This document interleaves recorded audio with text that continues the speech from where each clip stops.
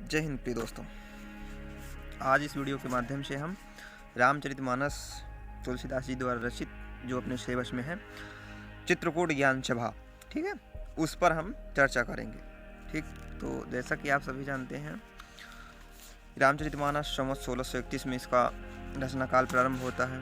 ठीक, और यह तुलसीदास जी द्वारा रचित 12 ग्रंथों में यह सबसे प्रसिद्ध मानी जाती है। इसी ने तुलसीदास जी को उनके व्यक्तित्व, उनके रचना कौशल, उनकी भक्ति प्रवीणता के सर्वोत्तम शिखर तक उनको पहुंचाया है तुलसीदास जी को।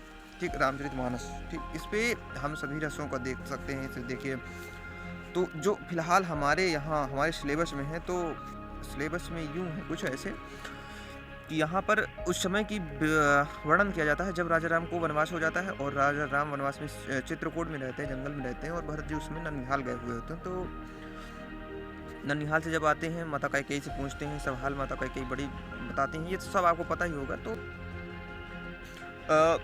अपने कलंक को धोने के लिए, क्योंकि उनको लगता है कि जो नगरवासी वो क्या सोचेंगे कि ये है सब साजिश थी रची रचाई, तो इस साजिश से बचने के लिए, इस कलंक से बचने के लिए, अपने भरत जो उनका प्रेम था, तो प्रेम को सत्यापित करने के लिए वो राजा राम, अर्थात प्रेम तो था ही, सत्यापित क्या करना था, लेकिन फिर भी वह राम से अपने बड़े भाई सीधा प्रेम करते थे, उनको अयोध्या वापस लाने के लिए चेष्टाएं करते हैं। तो यहाँ पर वो मुनि वशिष्ठ को साथ लेकर और नंगे पाँव, देखिए कितना राम भरत के प्रति प्रेम था, तो नंगे पाँव जाते हैं उनको लेने, वनवास जाते हैं, वन में चित्रकूट जाते हैं। उसी समय का यह वर्णन मिलता है। इस पर आचार्य रामचंद्र शुक्ल जी ने भी कहा था कि यह जो चित्रकूट में राम और भरत का मिलाप है, यह क्या है, शील का शील से, स्नेह का स्नेह से और नीति का नीति से मिलन है।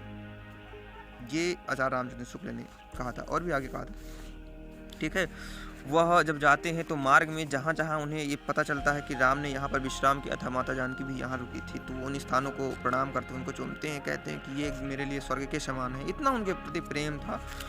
लेकिन कुछ कारण थे, माता कैकेयी उनको वनवास देती हैं, हालांकि इसके कई कारण थे, लेकिन चलिए उस पर हम चर्चा नहीं करेंगे, तो समय को ज़्यादा घुमाते न हुए आइए अपने सिलेबस पर चर्चा करते हैं। तो देखिए रामचरितमानस अयोध्या कांड चित्रकूट में ज्ञान सभा। वैसे हमारा तो स्थान ही है चित्रकूट, तो हम तो चित्रकूट जाते ही आते रहते, इससे हमारा गहरा लगाव, गहरा संबंध है। ठीक है, तो हम तो चित्रकूट ही है ही। तो चलिए इस पर चर्चा करते हैं। कहते हैं कि गुरुपद कमल प्रणाम करी, बैठे आज छुपाई, विप्र महाजन सचिव सब जुरे सभा सद आई, बोले मुनिवर समय समाना, सुनहु सभासद भरत सुजाना, धर्म धुरीन भान कुल भानु, राजा राम स्वबस भगवानु, तुषात संघ पालक श्रुति सेतु, राम जन्म जग मंगल हेतु, तो गुरु पितु मातु वचन अनुसारी, खलु दलु दलन देव हितकारी, तो नीति प्रीत परमारथ स्वार्थ, को राम सम जान जथारथ, विधि हरि हरु शशि रवि दिशे पाला, माया जीव कर्म कुलिकाला, तो अहिम महिप जहाँ लागी प्रभुताई, जोग सिद्ध निगमागम गाई, कर विचार जियो दिखहुनी के, राम रजाई शीस सबई के। तो क्या कहते हैं क्या वर्णन करते हैं तुलसीदास जी इस पद के माध्यम से? राम और भरत के प्रति प्रेम जितना है उस प्रेम को दर्शाते हैं। मिलाप की बातें हैं। ज्ञान सभा लगी हुई है चित्रकूट में, ठीक है। कामदगी पर्वत है चित्रकूट में, बहुत ही प्रसिद्ध पर्वत है, कभी आइएगा घूमने, तो बहुत प्रसिद्ध पर्वत है, हम तो जाते ही रखते हैं, अक्सर जाते रहते हैं। तो वहीं की बातें हैं, वहीं का संदर्भ लिया गया है इसमें। कहते हैं कि गुरु पद कमल प्रणाम करो बैठे आयुष पाई। गुरु पद, गुरु जी के पद कमल, गुरु जी के चरण कमलों में प्रणाम करके बैठे आयुष पाई और आज्ञा पाकर बैठ जाते हैं। गुरु जी के चरण कमलों में प्रणाम करके आज्ञा पाकर बैठ जाते हैं। अब विप्र महाजन सचिव सब जुड़े सभासद आए। और विप्र माने ब्राह्मण, महाजन माने महाजन लोग जो थे, सचिव माने मंत्रीगण, सभी लोग जुड़कर सभासद बने उस सभा में। सभासद जो थे, सभा के जो सदस्य होते हैं उन्हें सभासद कहा जाता है, ठीक है। तो सभासद आई माने सभी लोग जुड़कर उस सभा में आ जाते हैं। इससे हम ऊपर से लेंगे, ऐसे कह सकते हैं कि ब्राह्मण, महाजन, सचिव, मंत्रीगण सब क्या कहते हैं जुड़कर सब सभा में एकत्रित हो जाते हैं। आगे फिर कहते हैं कि बोले मुनिवर समय समाना सुनो सभासद भरत सुजाना।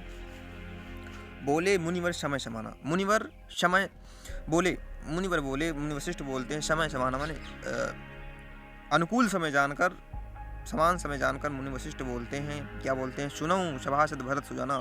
सुनो माने सुनो, सभासद माने सभासदों, सभा में बैठे हुए सभी सदस्य, और भरत माने भरत जी, सुजाना माने सुजान, ठीक है। कहते हैं हे सुजान भरत, हे सभासदों सुनो, धर्म धुरीन भानुकुल भानु राजा राम सबस भगवानु। धर्म धुरीन, धर्म की धुरी को धारण करने वाले, धर्म धुरीन, धर्म की धुरी को धारण करने वाले पालक,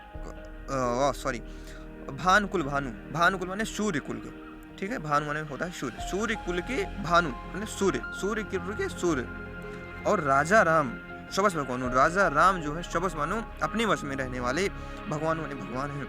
कहते हैं धर्म की धुरी को धारण करने वाले और सूर्य कुल के सूर्य राजा राम अपने आप में स्वयं में भगवान हैं, अपने वश में रहने वाले भगवान हैं। फिर आगे कहते हैं कि सत्य संग पालक सुत सेतु, राम जन्म जग मंगल हेतु। सत्य संग, सत्य संग का तात्पर्य है कि सत्य का संग माने सज्जनों का संग, ठीक है, जो होता है साधुओं का संग, ठीक है, या सत्यता का पालक, उसके साधुओं के